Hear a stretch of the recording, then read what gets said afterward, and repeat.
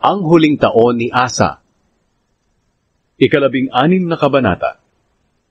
Nang 36 na taon ang paghahari ni Asa, nilusob ni Haring Baasya ng Israel ang Huda, at pinabakuran niya ang Rama para walang makalabas o makapasok sa teritoryo ni Haring Asa ng Huda.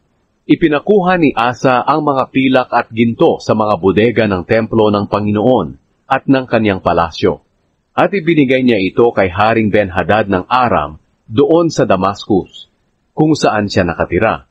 Ito ang mensahe ni Asa kay Ben-Hadad.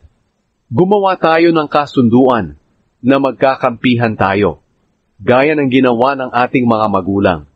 Tanggapin mo ang ipinadala ko sa iyong pilak at ginto, at hinihiling kong tigilan mo na ang pagkampi kay Haring Baasya ng Israel, para pabayaan na niya ako. Pumayag si Ben-Hadad sa kahilingan ni Haring Asa, at inutusan niya ang mga komander ng kanyang mga sundalo na lusubin ang mga bayan ng Israel. Nasakop nila ang Ijon, Dan, Abel-Maim, at ang lahat ng lungsod ng Naphtali na ginagamit na bodega. Nang marinig ito ni Baasya, ipinahinto niya ang pagpapatayo ng pader sa Rama.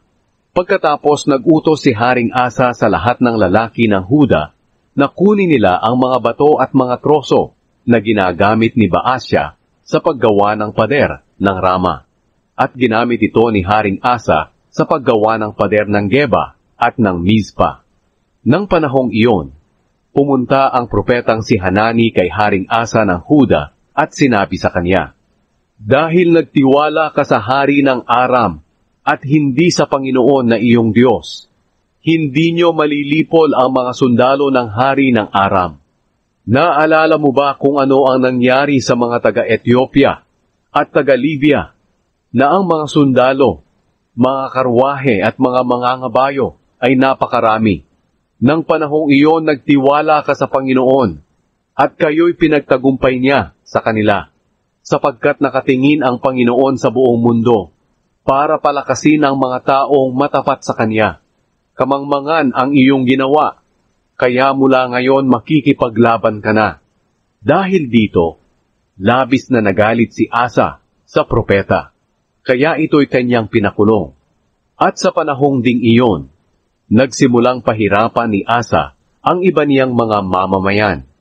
Ang mga salaysay tungkol sa paghahari ni Asa, mula sa simula hanggang sa katapusan, ay nakasulat sa aklat ng kasaysayan ng mga hari ng Huda at ng Israel.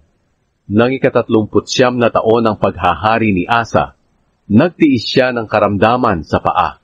Kahit malubhana ang kanyang karamdaman, hindi siya humingi ng tulong sa Panginoon, kundi sa mga manggagamot. At nang 41 taon ng paghahari niya, namatay siya. Inilibing siya sa libingan na ipinagawa niya para sa kanyang sarili sa lungsod ni David. Inilagay siya sa kabaong na may iba't ibang mga pabango, at nagpaningas ng malaking apoy ang mga tao sa pagpaparangal sa kanya.